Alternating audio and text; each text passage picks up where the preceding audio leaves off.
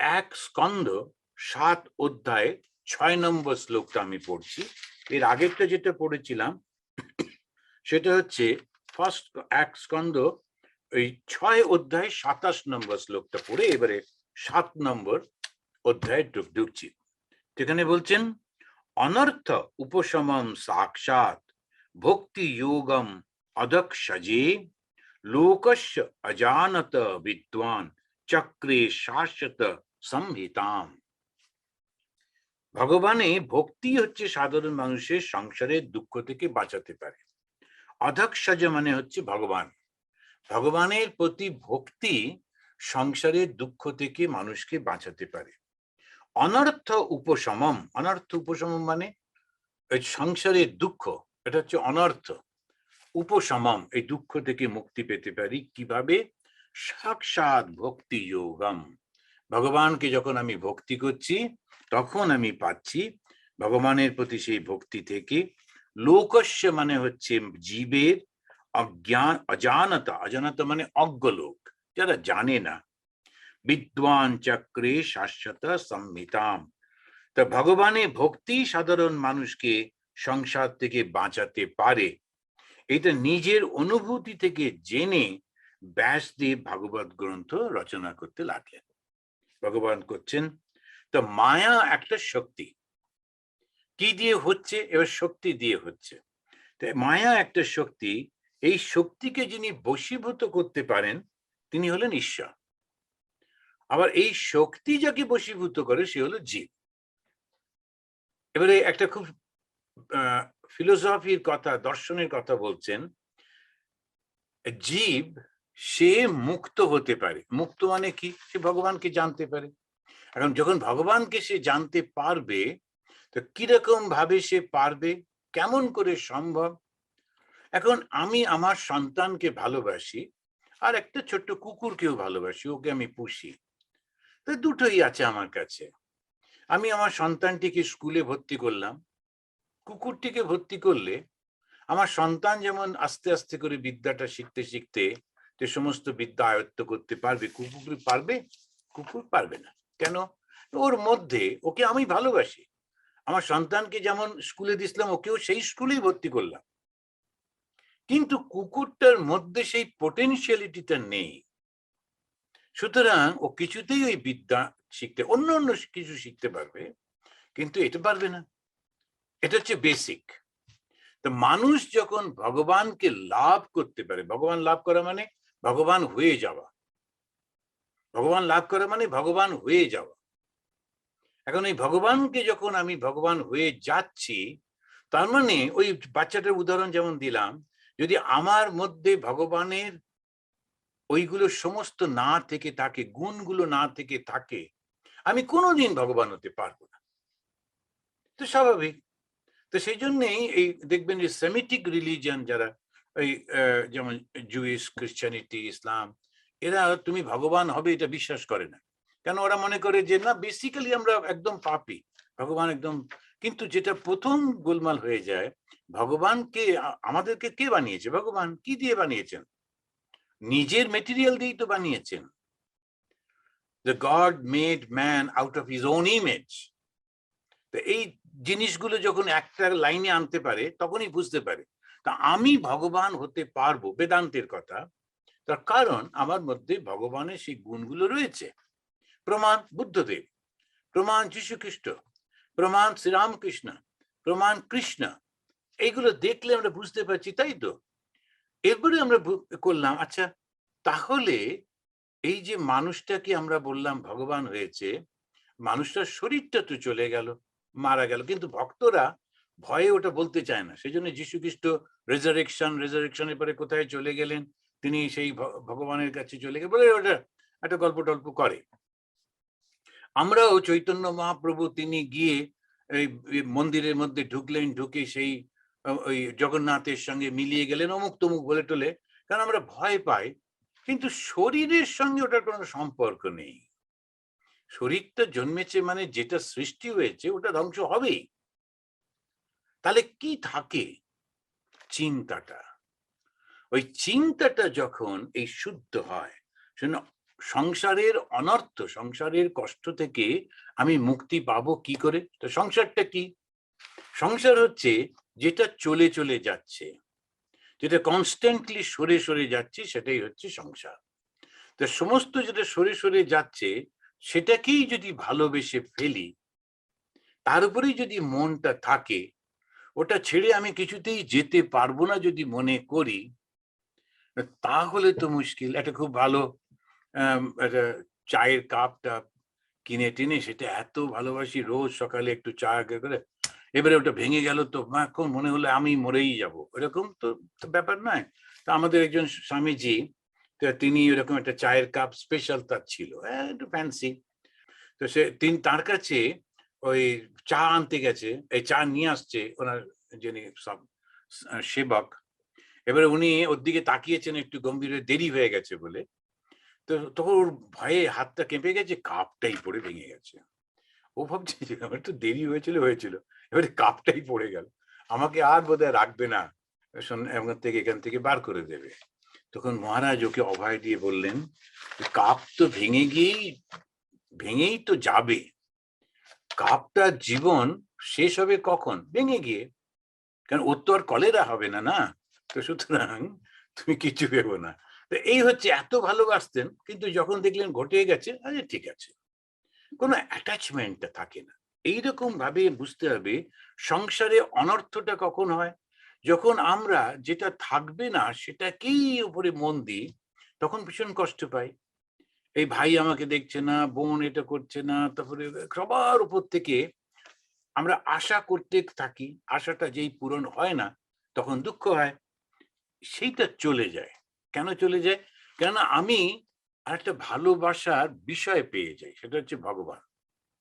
তো ভগবানকে যখন ভালোবাসছি তখন দেখলাম সেই ভগবানই আমার ভাই, আমার বোন, আমার মিত্র, আমার শত্রু সবার মধ্যে রয়েছেন, নানান রকম ভাবে আমার সঙ্গে খেলা করে চলেছেন। তাই রবীন্দ্রনাথ এইটাকে অনুভব করে তিনি লিখেছিলেন, তাই আমার আনন্দ, তাই তোমার আনন্দ আমার পর, তুমি তাই এসেছো নিচে, আমায় নইলে ত্রিভুবনেশ্বর, তোমার প্রেম হতো যে মিছে। ভগবান কাকে ভালোবাসবেন যদি আমি না থাকি? আমাকে সৃষ্টি করেছেন বটে, কিন্তু আমি না থাকলে আদরটা করবেন কি করে, শাসন করবেন কি করে, ওনার লীলাটা কে দেখবে? আমার জন্যই তো। সেই জন্যেই ওই ভগবান তিনি আমাকে সৃষ্টি করে আমাতেই লীলা করছেন। এবার আমি উল্টো করে যেই বুঝে গেলাম উনি শত্রু হয়ে আমার সঙ্গে ঝগড়া করছেন, উনি মিত্র হয়ে আমাকে বুদ্ধি দিচ্ছেন, তখন কিন্তু আমি ওর খেলার মধ্যে আছি, ঝগড়াও করছি, মিত্রতাও করছি, বন্ধুত্ব করছি, কিন্তু অ্যাফেক্টেড হচ্ছি না। কেন? আমি জানি তো এটা সব নাটক চলছে, আমি ওর মধ্যে শুধু পার্টটা প্লে করে যাচ্ছি। তো এই যখন হয় তখন এই অজ্ঞ লোকের দুঃখটা কেন? তো সে ওর মধ্যে জড়িয়ে পড়ে, ওটাকে সত্য ভেবে ফেলে, ওই জন্য গোলমাল হয়ে যায়। অনর্থ উপশমম সাক্ষাৎ, তখন অনর্থই সংসার দুঃখটাকে চলে যায়। যেন সকলেই বলে আশীর্বাদ করবেন যেন সংসারে দুঃখ না পাই। কি করে আশীর্বাদে হবে? এটা তো জ্ঞান থেকে হয় না, জ্ঞান থেকে না হলে কখনো হয় না। আমার মনে পড়ছিল সেদিন কি যেন এসেছিল, বলছিলাম যে একবার সন্ন্যাসী হবার পর মার সঙ্গে দেখা করতে গেছিলাম আমাদের, তখন মা এমন কথায় কথায় বলেন যে বাবা এ তো এমনি বৌমারা তো ভালো, এই বড় ভাইয়ের বউ এই, তখন যে কিন্তু ওরা এসে আমাকে এ একটা বলে ও একটা বলে, আমি বুঝতে পারি না আমি কি বলবো। তা আমি সবাইকে তুমি বলবে যে বাহ তোমার চিন্তাটা একদম ঠিকই আছে, ঠিকই তুমি মনে করছো, করো। কিন্তু যখন ও বলবে মা আমার ছেলেকে কোথায় ভর্তি করব, কোন স্কুলে, একদম বলতে যাবেন, ওটা ওদের উপরে ছেড়ে দেবে। কেন ইংলিশ মিডিয়ামে পড়াবে না কোন মিডিয়ামে পড়াবে, কি করে, ওরা সব বুঝে করো। তুমি ওর মধ্যে গেলে ভালো স্কুলের নামই হয়তো তুমি বললে, কিন্তু ছেলে যদি ভালো রেজাল্ট না করে দোষটা তোমাকে দেবে, বলে উনি বলেছিলেন বলে মা বললেন, খবরদার সংসারের মধ্যে ঢুকবে না। তখন দেখবে ওরা তোমাকে খুব পুজো টুজো করবে আর করে। তো খুব প্র্যাকটিক্যাল বুদ্ধি একটা দিয়ে এসেছিলাম, আর মা অবশ্য সেটা করেছে। এখন সব সময় মনে রাখতে হয় সংসারটা এরকম ভাবে চলতেই থাকে। আপনারা মনে করছেন এই আশ্রমের মধ্যে আমাদের সংসার নেই? সংসার তো এই ভক্তরা আসছে, একজনকে বললাম তুমি একটু ডাল তৈরি করে আনবে, আরেকজন বললেন মহারাজ ওকে বললেন আমাকে বলতে পারলো না, আচ্ছা তুমিও ডাল তৈরি করবে, আচ্ছা ঠিক আছে নেক্সট দিন তুমিও করো। এখন এরকম ভাবে নানান রকম চলতেই থাকে, যত দিন প্রাণ থাকবে তত দিন নানান রকম চলতেই থাকে। আর যদি সব একদম মিলিটারির মতো লেফট রাইট করতে থাকি ভালো লাগবে? এই নানান রকম আছে বলেই তো মজা সংসারটা, কিন্তু দুঃখটার মধ্যে যেতে নেই। কি করে? ওই জড়াবো না। কি করে জড়াবো না? ঠাকুরই ভগবানই ওই শত্রু হয়ে এসে আমাকে এরকম করছেন, মিত্র হয়ে এসে এরকম করছেন। এইটা অনর্থ উপশমম সাক্ষাৎ। কি করে? ভক্তি যোগম। যখন ঠাকুরকে গিয়ে বলতে হয় তুমি ওকে কেন পাঠালে আমাকে কষ্ট দেওয়ার জন্য, তুমি নিজেই শুধু বলতে পারতে যদি আমাকে কষ্টই দিতেই হয় তো ওর মাধ্যমে তুমি কষ্ট দিচ্ছ কেন, নিজে এসে বলো। তো এখন ঠাকুর এইটা করলে কি হলো, ঠাকুরের সঙ্গেই আমার কথাবার্তা হচ্ছে। দেখুন ভক্তি যোগম, ভক্তি মানেই শুধু যে কলাটা মূলটা দিতে হবে তা কেন, ভক্তি মানে একটু ঝগড়া করা, ভক্তি মানে ভগবানের সঙ্গে ভালোবাসা। যাকে ভালোবাসি তাকেই তো ঝগড়া করতে পারি, তার সঙ্গে আমার অধিকার থাকে। তো এইটাই বলছে ভক্তি যোগম অদক্ষজে। অদক্ষজ মানে হচ্ছে সেই ভগবানের ঈশ্বর। তো তিনি ইন্দ্রিয়াতীত বলে অদক্ষজ। লোকস্য অজানত বিদ্বান চক্রে শাশ্বত সংহিতাম। তো এই মায়ার শক্তিটাকে বুঝতে হবে। ভগবানকে যাকে ডাকছি তিনি মায়ার অধীশ্বর, আর আমি মায়ার অধীন। অধীশ্বর আর অধীন এই দুটো, ও মায়া ওর আন্ডারে থাকে, আর মায়া আমি মায়ার আন্ডারে থাকি, এই দুটো পার্থক্য। যেই মায়াটাকে সরিয়ে দিলাম তখন আমি আর ঈশ্বরের মধ্যে কোনো পার্থক্য নেই। এইটাই হচ্ছে তো ঈশ্বর লাভ মানে কি, ওই জ্ঞানটা। কি জ্ঞান? একটা প্রবাহ আছে যেটা আমাদের দুজনকে একটু আলাদা করে রেখেছে। যেই মুহূর্তে সেটা চলে যাবে তখন আমি আর ঈশ্বরের আর কোনো সমস্যা নেই। ঋষি শৌনক তখন জানতে চাইলেন সাধারণ মানুষেরা এই গ্রন্থ পড়বে, ঈশ্বরের জ্ঞান লাভ করবে, তা তো বুঝলাম। তবে নিস্পৃহ উদাসীন আত্মরাম মুনি সুখদেব কেন এই ভাগবত গ্রন্থ পাঠ করলেন এবং ব্যাখ্যা করলেন? ওই যে সুত যে গিসল পরীক্ষিত রাজার ওইখানেতে মারা যাচ্ছেন, সেখানে ব্যাসদেবের ছেলে সুখদেব, যার দেহবোধ ছিল না, তিনি সন্ন্যাসীদের রাজা, তিনি ভাগবত ব্যাখ্যা করেছিলেন। তো ভাগবত লেখার পর ব্যাসদেব বলেছিলেন আমরা দুজনই শুধু বুঝেছি, আমি আর আমার ছেলে। এটা ভীষণ কঠিন যে ভগবান তিনি মানুষ হয়ে লীলা করছেন এই প্রথম।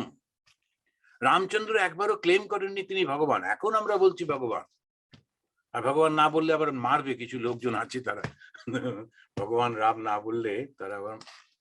এখন এই সমস্ত উৎপাত এখন হয়েছে, কিন্তু তখন একবারও রামচন্দ্র বলেননি আমি ভগবান।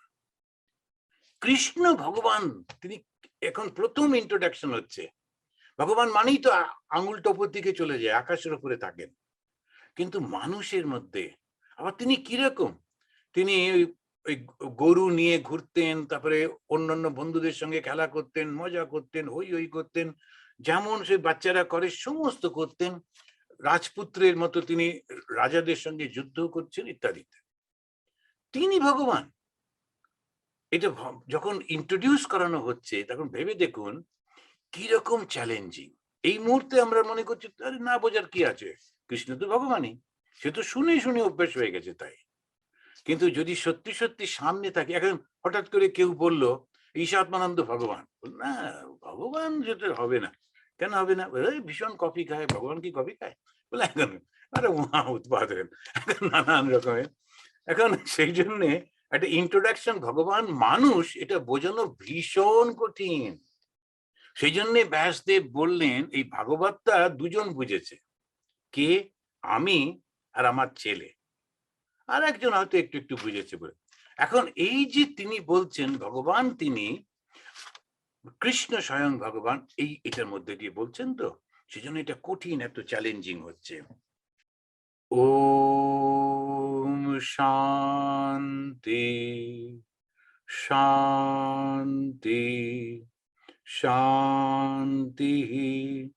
Harihi Om Tat Sat. Sri Ramakrishna Arpanamastu.